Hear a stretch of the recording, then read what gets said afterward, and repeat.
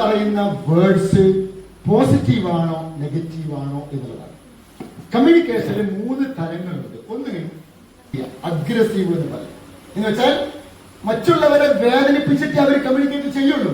അവരുടെ സംസാരം മറ്റുള്ളവർക്ക് അസഖ്യമായിരിക്കും, പ്രയാസകരമായിരിക്കും.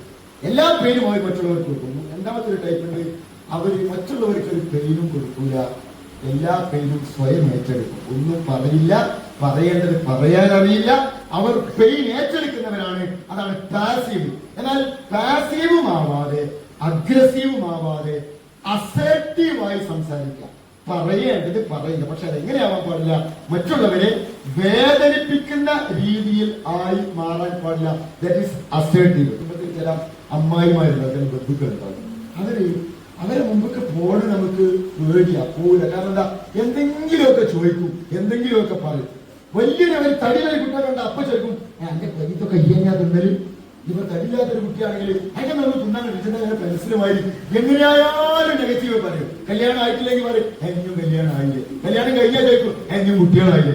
എന്തായാലും ആളുകൾ സംസാരിക്കുമ്പോൾ നമ്മളിങ്ങനെ വായിലേക്ക് നോക്കി നിൽക്കൂലേ, എന്ത് രസങ്ങളുടെ സംസാരം കേൾക്കാൻ. എന്നാൽ വേറെ സംസാരിക്കാനോ, ഓള് വരുന്നുണ്ട് മന്ദിക്കോ എന്ന് പറയും, അവൾ ഓടി രക്ഷപ്പെടും. അപ്പോ നമ്മൾ ആലോചിക്കേണ്ടത് എങ്ങനെയാണ് എന്റെ കമ്മ്യൂണിക്കേഷൻ, പോസിറ്റീവ് ആണോ നെഗറ്റീവ് ആണോ.